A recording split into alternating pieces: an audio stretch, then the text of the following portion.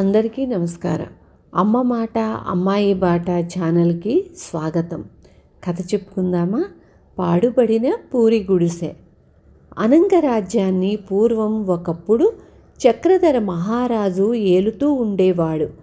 ఆయన నివసించే రాజభవనం 7 తరాల క్రిందట నిర్మించింది. పూర్వులు ఆ భవనాన్ని ఏనాడు నిర్మించారో అంతే, మళ్ళీ అది మరమ్మత్తు అనే మాట ఎరుగదు. రాను రాను ఆ రాజభవనం శిథిలమైపోయి కంటితో చూడటానికే అసహ్యం వేసే స్థితికి వచ్చింది. ఇంతకాలమైన తరువాత ఇప్పుడు మరమ్మత్తు మాట తలపెట్టినట్లయితే అది అయ్యే పని కాదని చక్రధర మహారాజు ఉపేక్ష చేసి ఊరుకున్నాడు. కానీ చూడగా చూడగా చక్రధరునికి ఈ సమస్య వెగటు పుట్టించింది. ఇక ఒక్క నిమిషమైనా ఆ భవనంలో నిలవటం రోత అనిపించింది. పైగా ఎక్కడైనా మనసుకు ఆహ్లాదకరమైన స్థలం చూసుకొని నివాసం ఏర్పరచుకోవాలని బుద్ధి పుట్టింది. ఈ సంకల్పం కలిగిన వెంటనే చక్రధర మహారాజు క్షణమైనా ఆ భవనంలో నిలవలేదు. పరివారాన్ని తీసుకుని బయలుదేరాడు. పోయి ఒక నదీ తీరం చేరుకున్నాడు. నదీ తీరమందు ఆయన పొందిన ఆనందం మాటలతో చెప్పటానికి అలవి కాదు. ఇక్కడికి రాగానే ఆయన శరీరము మనసు కూడా ఒక కొత్త జీవంతో ప్రకాశింపసాగాయి.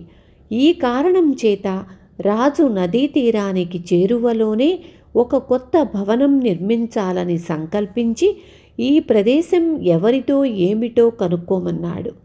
అక్కడనే గుబురుగా పెరిగిన చెట్ల సందున ఏదో ఇల్లు కనిపించేసరికి అందరూ కలిసి అక్కడికి పోయి చూశారు. అది ఒక చిన్న కుటీరం. ఆ కుటీరం లోపల 90 ఏళ్ల ముసలిది ఒకత్తె ఉంది.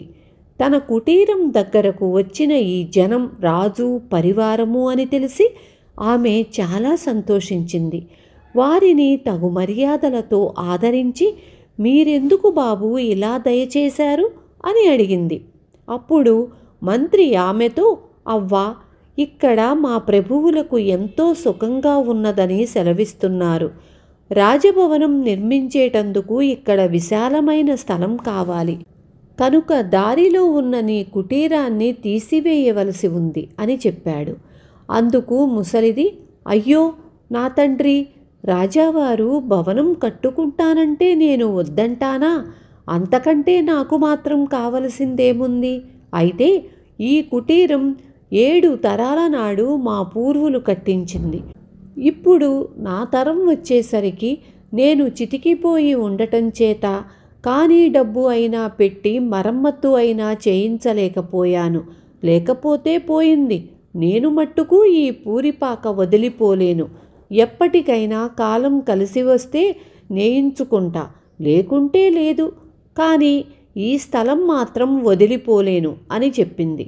అప్పుడు మంత్రి మళ్ళీ వృద్ధురాలితో, ముసలి, సరే, నువ్వు చెప్పిన మాట బాగానే ఉంది. కానీ పిచ్చి పిచ్చి ఊహలు పెట్టుకొని నేను ఇక్కడి నుంచి కదలను అంటే వీలు కాదు. అలా అనటం కేవలం మూర్ఖత్వం అనిపించుకుంటుంది.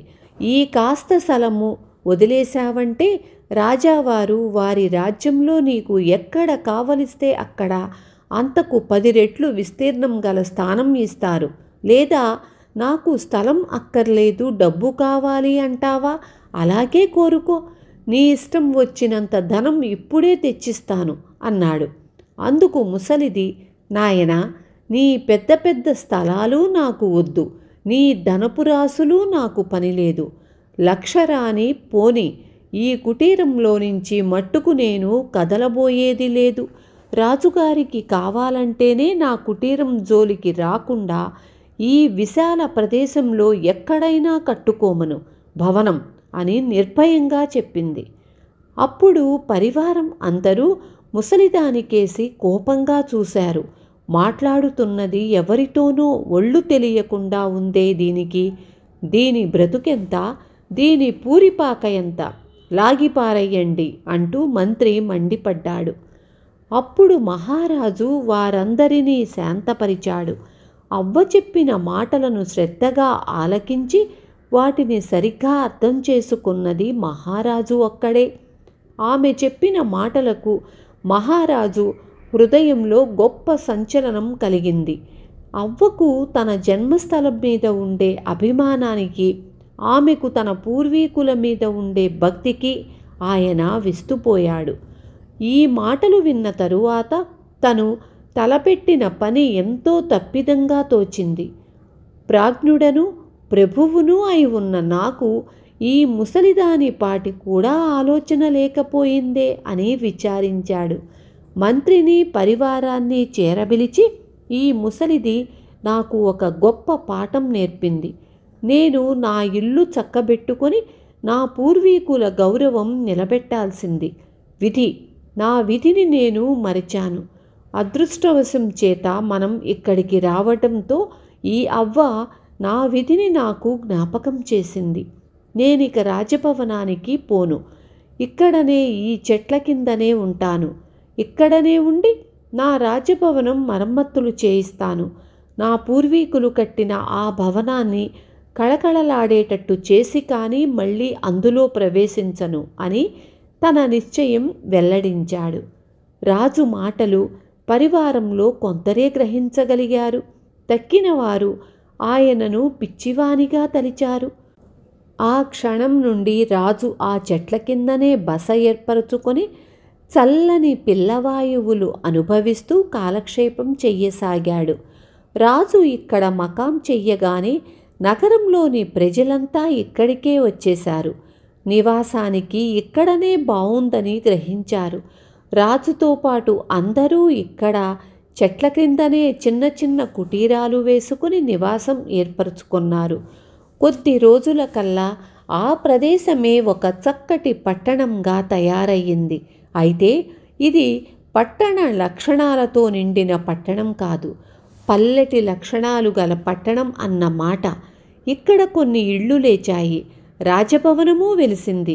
కొత్త కట్టడాలు ఎన్ని వెలిసినప్పటికీ 7 తరాల నుండి పడి ఉన్న అవ్వ కుటీరాన్ని మట్టుకు రాజు కదపలేదు. ఎవ్వరినీ కదపనీయలేదు. తన కృతజ్ఞత తెల్పటానికని చక్రధర మహారాజు అవ్వ కుటీరం మరమ్మత్తు చేయించాడు.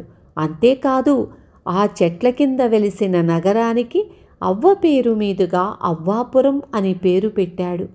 చక్రధర మహారాజు తన తరంలోనే దీక్షపట్టి అనంగరాజ్యంలోని తన పూర్వీకుల రాజభవనం బాగు చేయించాడు. అది కళకళలాడుతూ ప్రకాశించింది. అయితే మహారాజు తన జీవితాంతం వరకు రాజకార్యాలు అనంగరాజ్యంలో తన పూర్వీకుల భవనంలో చూసుకుంటూ నివాసం మట్టుకు అవ్వాపురంలోనే పెట్టుకున్నాడు. విన్నారు కదా. రేపు మళ్ళీ ఇంకొక మంచి కథతో మీ ముందుకు వచ్చేస్తాను.